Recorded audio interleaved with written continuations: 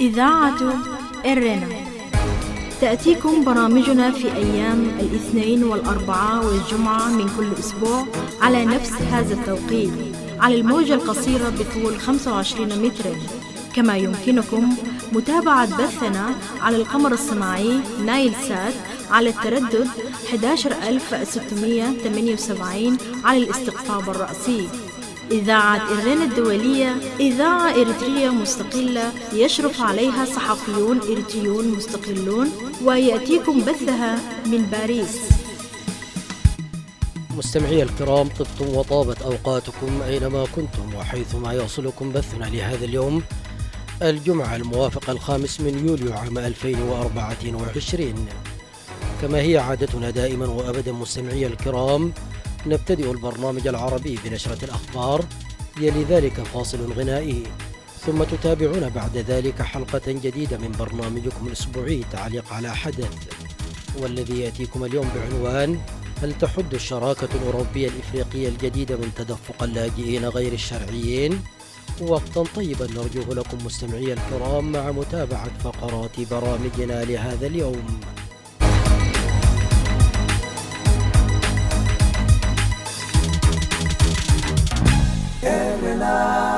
المستمعون الكرام، فيما يلي أقدم لكم نشرة الأخبار، أبتدئها بالعناوين. اللاجئون الإريتريون في معسكر الأمواج يواجهون مخاطر تهدد حياتهم وممتلكاتهم. وساطة تركية تنجح في جمع وزيري الخارجية الأثيوبي والصومالي في أنقرة، وتحدد مطلع سبتمبر القادم موعدا لعقد الجولة الثانية من المفاوضات بين البلدين. وجيبوتي ترفض اتهامات أرض الصومال باستضافة جبهة مناوئة لها. كانت تلكم سيداتي سادتي عناوين الأخبار، وإليكم التفاصيل من إذاعة إرنا الدولية في باريس. يواجه الإريتريون في معسكر الأمواج في إقليم أمهر الأثيوبي المخاطر بسبب التحديات التي تهدد حياتهم وممتلكاتهم. وأوضح اللاجئون في حديث لإذاعة إرنا بأن جرائم القتل والخطف ونقص الضروريات الأساسية والسرقة اليومية أجبرتهم على العيش حياة بائسة دون أمن وأمان وأمل. وأضاف اللاجئون الذين يقطنون المعسكر أن هنالك أكثر من 21 ألف لاجئ إريتريين في المخيم، وأن الآلاف من زملائهم الإريتريين الذين يستطيعون تحمل التكاليف دفعوا المال للانتقال إلى أماكن أخرى أكثر أمانا، مشيرين إلى أن هنالك حاليا أكثر من 15 ألف لاجئ إريتريين في المخيم، بينهم أطفال ونساء. وأكد اللاجئون بأن المسلحين يدخلون المعسكر ويهددون اللاجئين وينهبون ما يريدون من الممتلكات. وقال قاطن المعسكر إن أكثر من 12 شخصا قتلوا على أيدي مسلحين منذ انتقالهم إلى هذا المعسكر الذي يفتقد الأمن والحماية. وقالوا إنهم وبسبب الصراع في المنطقة لم يتلقوا المواد التموينية منذ عدة أشهر. وأشار الإريتريون أيضا إلى أنه على الرغم من وجود ممثل للمفوضية السامية للأمم المتحدة لشؤون اللاجئين في المخيم، إلا أنه لا يفعل الكثير لضمان سلامتهم أو تلبية احتياجاتهم الأساسية. يذكر أن معسكر الأمواج أنشئ للاجئين الإريتريين بعد فرارهم من معسكرات اللجوء في إقليم التيغراي بعد اندلاع الحرب الأهلية الأثيوبية في نوفمبر عام 2020، ويضم حاليا أعدادا أخرى من اللاجئين قدموا إلى أثيوبيا من السودان بعد اندلاع الحرب. قال وزير الخارجية التركي هاكان فيدان إن الجولة الثانية من المحادثات بين نظيريه الأثيوبي تاياس أجاسلاسي والصومالي أحمد معلم فقي ستعقد في 2 من سبتمبر المقبل بالعاصمة التركية أنقرة. وقالت وزارة الخارجية التركية إن الوزير هاكان استضاف نظيريه الأثيوبي والصومالي في أنقرة في 1 من يوليو الجاري، مضيفة أن الوزراء الثلاثة وقعوا على بيان مشترك بعد محادثات صريحة وودية تستشرف المستقبل فيما يتعلق بحل الخلاف بين البلدين. وشرعت تركيا في محادثات وساطة بين الصومال وأثيوبيا بشأن اتفاق حول ميناء بربرة على الساحل الجنوبي لخليج عدن، الذي وقعته أديس أبابا مع إقليم أرض الصومال الانفصالي في وقت سابق من هذا العام. ووفق ما ذكرت قناة الجزيرة عن مصدر دبلوماسي تركي، فإن جهود الوساطة التي تبذلها أنقرة بدأت بعد أن توجه رئيس الوزراء الأثيوبي أبي أحمد في زيارة إلى العاصمة التركية في مايو الماضي التقى خلالها الرئيس رجب طيب أردوغان وسلم رسالة طلب فيها من تركيا التوسط بين الصومال وأثيوبيا. من جهتها أصدرت الخارجية الأثيوبية بيانا صحفيا بهذا الخصوص الثلاثاء قالت فيه إن وزيري خارجية أثيوبيا والصومال تمكنا من خلال التسهيلات التركية من التبادل بشكل صريح وودي لمشاكلهما وتطلعا إلى معالجتها ضمن إطار مقبول. وأضاف البيان أن الوزيرين أكدا التزامهما بالحل السلمي للخلافات وأعربا عن تقديرهما لتركيا على تيسير هذا اللقاء. وهذه المفاوضات هي أحدث مسعى لإصلاح العلاقات الدبلوماسية بين الجارتين الواقعتين في شرق إفريقيا، واللتين توترت العلاقات بينهما في يناير الماضي عندما اتفقت أثيوبيا على استئجار شريط ساحلي بطول 20 كيلومتر من أرض الصومال مقابل الاعتراف باستقلالها. هذا وفقدت أثيوبيا موانئها على البحر الأحمر بعد تحرير إريتريا في عام 1991، وأصبحت دولة حبيسة تعتمد بنسبة كبيرة على الموانئ الجيبوتية. وأصبحت تركيا حليفا وثيقا للحكومة الصومالية منذ زيارة الرئيس رجب طيب أردوغان لمقديشو لأول مرة في العام 2011، وتقوم بإمداد الصومال بمساعدات تنموية وتساعد في تدريب قوات الأمن. ووقع البلدان اتفاقية للدفاع في فبراير الماضي تقدم أنقرة بموجبها الدعم الأمني البحري للصومال لمساعدته في الدفاع على مياهه الإقليمية. رفضت جيبوتي اتهامات رئيس أرض الصومال موسى بيحي عبده باستضافة جبهة مناوئة لأرض الصومال في أراضيها. وقال وزير المالية الجيبوتي إلياس موسى دوالي في رسالة على وسائل التواصل الاجتماعي إن بلاده تريد أن تظل مركز جذب للسلام والاستقرار في القرن الإفريقي. وأكد أن جيبوتي مرسى للسلام في منطقة القرن الإفريقي التي تمزقها الصراعات، مضيفا أنه لا ينبغي للسلطات الصومالية التدخل في الشؤون الداخلية للدول الأخرى للهروب من مشاكلها الخاصة. وكانت جيبوتي غير راضية عن مذكرة التفاهم التي وقعها رئيس وزراء أرض الصومال مع أثيوبيا بشأن ملكية الميناء. ومع توجيه أكثر من 90% من خدمات ميناء جيبوتي إلى أثيوبيا، تشير التحليلات إلى أنه إذا وجدت أثيوبيا خيار ميناء آخر أفضل فقد يؤثر ذلك سلبا على اقتصاد جيبوتي. بهذا أصل إياكم مستمعي الكرام إلى ختام النشرة الإخبارية لهذا اليوم. وقتا طيبا أرجوه لكم مع متابعة بقية فقرات برامجنا. راديو إيرنا.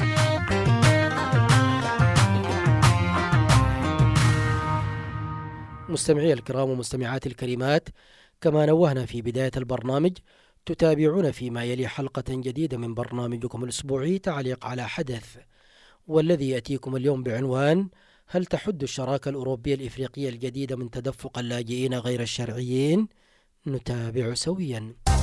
إذاعة إيرينا، صوت مستقل لإريتريا. مستمعي الكرام ومستمعات الكريمات، أهلا بكم مجددا في حلقة جديدة من برنامجكم الأسبوعي تعليق على حدث، والتي نتناول فيها اليوم أبعاد التعاون الأوروبي مع الدول الإفريقية للحد من الهجرة غير الشرعية التي ضاقت بها أوروبا ذرعا.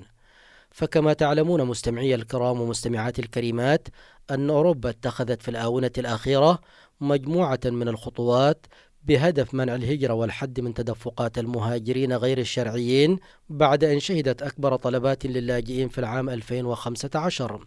والملاحظ في هذه الخطوات الجديدة أنها تركز على الإجراءات الاحترازية والوقائية التي تتمثل في الحيلولة دون وصول المهاجرين إلى أراضيها، مثل تشديد إجراءات المراقبة على الشواطئ البحرية وإعادة المهاجرين من عرض البحر إلى الشمال الإفريقي، أو كان ذلك بتشديد الرقابة على الحدود بين دول الاتحاد بتوسيع نقاط المراقبة واستخدام تقنية جديدة لرصد تسللات المهاجرين، فضلا عن سن القوانين الجديدة التي أقرها البرلمان الأوروبي لمكافحة الهجرة.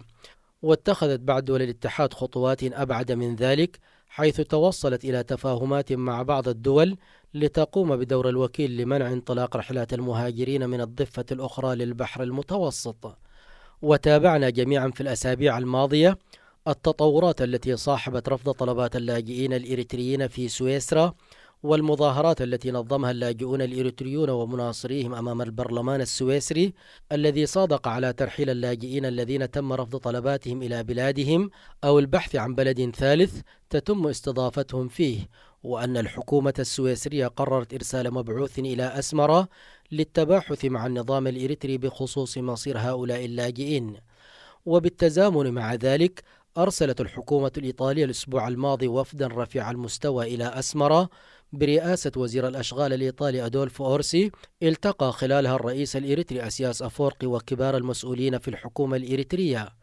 ونحسب مستمعي الكرام ومستمعات الكريمات أن ذلك ليس من باب المصادفة، خصوصا في ظل صعود اليمين المتطرف إلى المشهد السياسي الأوروبي بقوة، وهو معروف بمعاداته للمهاجرين، وما يهمه هو محاربة الهجرة إلى أوروبا بغض النظر عن أسبابها ومسبباتها.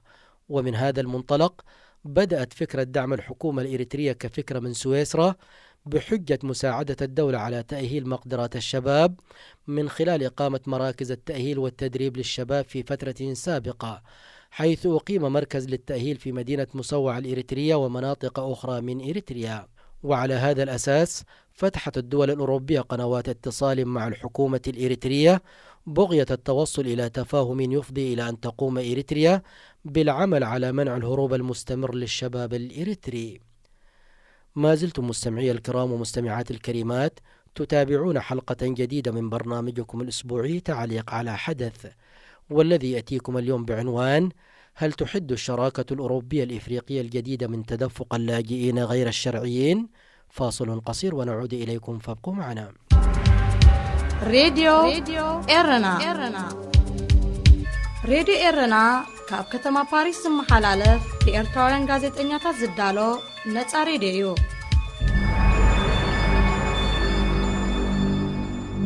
وفي يناير الماضي كشفت رئيسة الوزراء الإيطالية جورجيا ميلوني عن خطة استثمار بمليارات الدولارات تسعى من خلالها حكومتها اليمينية لتوسيع تأثيرها على البلدان الإفريقية بهدف الحد من الهجرة غير النظامية.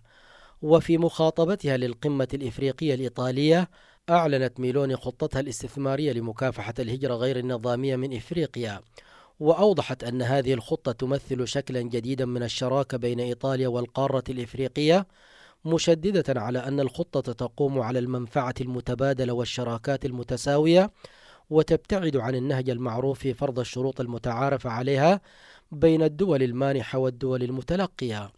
وبالتأكيد أن المنفعة المتبادلة هنا تعني الدعم والاستثمار مقابل أن تقوم هذه الدول بحجز ووقف تدفقات مواطنيها إلى أوروبا دون اعتبار للأسباب الحقيقية الدافعة للهجرة.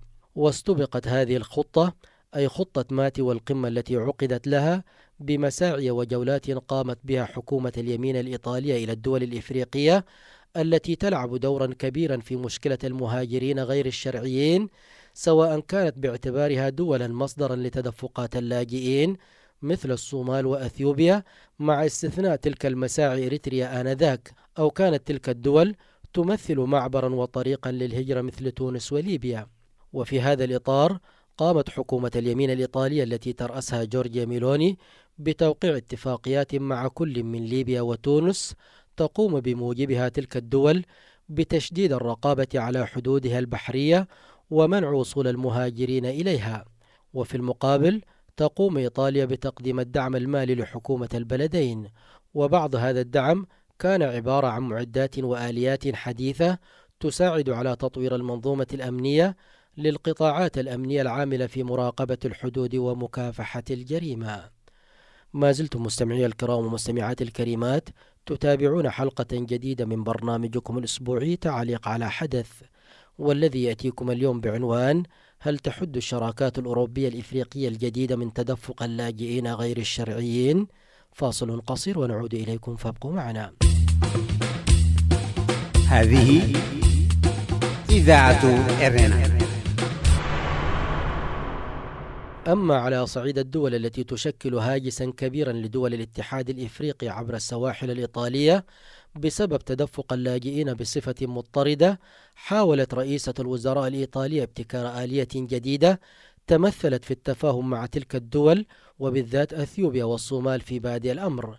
وذلك للدخول معها في شراكات ودعم مشاريع استثمارية وبرامج تأهيل للشباب، ومن ثم إيجاد فرص عمل لهم من خلال هذه المشاريع الاستثمارية، وذلك للاعتقاد السائد لدى الغرب أن المشكلة الرئيسية والدوافع الأساسية وراء هجرة الآلاف من الشباب هو البطالة وعدم توفر فرص العمل التي تضمن لهم البقاء والاستقرار في بلادهم. وانطلاقا من هذا الفهم عقدت رئيسة الوزراء الإيطالية قمة ثلاثية في العاصمة الأثيوبية أديس أبابا في منتصف أبريل عام 2023، وتم التأكيد في هذه القمة القضاء على الإرهاب وتحقيق التنمية والاستقرار لشعب الصومال وأثيوبيا. ليعقب ذلك القمة الإفريقية الإيطالية التي عقدت في يناير الماضي، وحضرها أكثر من 20 رئيسا إفريقيا، من بينهم الرئيس الإريتري أسياس أفورقي الذي حضر إلى أوروبا بعد سنين عجاف من الغياب والانقطاع. وكان حضوره لافتا للأنظار لأسباب عدة، منها ابتعاد أسياس أفورقي عن المعسكر الغربي وارتمائه في أحضان روسيا والصين من ناحية، ومن ناحية أخرى استبعاده من قمة أديس أبابا الثلاثية والتفاهمات التي تمت فيها. ويرى الكاتب والمحلل السياسي والدبلوماسي السابق فتح عثمان أن أفورقي يميل في سياساته الخارجية إلى التعامل براحة تامة مع أحزاب اليمين وخاصة اليمين المتطرف، وهو نموذج واضح الدلالة كما يقول فتح عثمان لحضور أفورقي القمة بعد انقطاع طويل. وتوجد زيارته تلك بزيارة وزير الأشغال الإيطالي الأيام الماضية إلى أسمرة، وتم الكشف فيها عن وعود إيطالية بالاستثمار في البنية التحتية وتنمية العلاقات الثنائية بين البلدين. ويشير فتح عثمان إلى أن علاقة أفورقي مع اليمين الإيطالي تعود إلى فترة العلاقة المتميزة مع حزب رابطة الشمال ليغا نورد، وأن الحكومة الإيطالية بقيادة جورجيا ميلوني وحزبها الأخوة الإيطالية فراتيلي ديتاليا لا تختلف في رؤيتها الإجمالية لعلاقات الهجرة والعلاقات الدولية عن نظيرتها الفرنسية مارين لوبين والعراب دونالد ترامب، وهي سياسات قائمة على فكرة واحدة، وهي منع الهجرة تماما أولا، أو اعتماد مبدأ ما دمنا ندفع للمهاجرين من ميزانياتنا بعد وصولهم إلى بلداننا فلندفع نفس هذا المبلغ لحكوماتهم للإبقاء عليهم في بلدانهم ثانيا. وهذه الاستراتيجية الثانية طبقها الاتحاد الأوروبي مع إريتريا، وحصلت إريتريا بموجبها على 20 مليون يورو بحجة تأهيل الشباب وتوفير فرص العمل لهم حتى لا يهاجروا، بافتراض أن هجرة الشباب الإريتري بشكل خاص تعود لأسباب اقتصادية. ما زلتم مستمعي الكرام ومستمعات الكريمات تتابعون حلقة جديدة من برنامجكم الأسبوعي تعليق على حدث، والذي يأتيكم اليوم بعنوان: هل تحد الشراكات الأوروبية الإفريقية الجديدة من تدفق اللاجئين غير الشرعيين؟ فاصل قصير ونعود إليكم، فابقوا معنا. إذاعة إرينا، صوت مستقل لإريتريا. وبالعودة إلى خطة مات التي تهدف من تدفقات المهاجرين بدعم مشاريع التنمية ومراكز التأهيل والشراكة في المشاريع الاستثمارية في دول المصدر، فهي في الحقيقة لا تخاطب الأسباب الرئيسية لهجرة الآلاف من الشباب، وبالتالي فإن عامل استمرار الهجرة بشكل أو آخر سيظل موجودا طالما بقيت المشكلة قائمة، وذلك للأسباب التالية. أولا، معروف أن فساد الأنظمة الحاكمة يبلغ ذروته في الدول الإفريقية، وبالتالي من الصعوبة نجاح هكذا برامج، وسيعمد المتنفذون في السلطة إلى الاستيلاء على تلك الأموال بطريقة أو أخرى، والشواهد على ذلك كثيرة، والنتيجة عندئذ صفر تنمية وتأهيل. يضاف إلى ذلك انتفاع عوامل الاستقرار السياسي نظرا لوجود الاضطرابات والنزاعات داخل الدول أو بين الدول المتجاورة كما هو الحال في منطقة القرن الإفريقي. ثانيا، أما في الحالة الإريترية فمعلوم للجميع أن سياسات النظام القمعية وتكميم الأفواه وكبت الحريات ومضايقة المواطنين في كسب عيشهم وحرمانهم من ممارسة الأعمال والمهن المختلفة والزج بهم في برامج الخدمة الوطنية هي وراء هجرة الآلاف من الشباب الإريتري، وبالتالي فإن هذا العامل سيظل باقيا مهما كانت الوعود ومهما بلغ حجم الدعم. ويرى بعض الناشطين الإريتريين أن هذه البرامج لا تلامس الأسباب الجوهرية لهجرة الشباب ولن تحل المشكلة أو تخفف معاناة الأسر الإريترية، وأن النظام الإريتري هو المستفيد الأول والأخير من مشاريع الدعم والتأهيل، لأنه وبكل بساطة لن يوقف عملية الهجرة في كلا الحالين، لأن الفوائد التي يجنيها النظام من إريتريا المهجر، ضرائب كانت أو تحويلات، أكثر بكثير من الملايين التي يدفعها الاتحاد الأوروبي أو الدول الأوروبية، وهي أمر لا يمكن التفريط فيه بأي حال من الأحوال. ما زلتم مستمعي الكرام ومستمعات الكريمات تتابعون حلقة جديدة من برنامجكم الأسبوعي تعليق على حدث، والذي يأتيكم اليوم بعنوان: هل تحد الشراكات الأوروبية الإفريقية الجديدة من تدفق اللاجئين غير الشرعيين؟ فاصل قصير ونعود إليكم، فابقوا معنا. هذه إذاعة إرنا.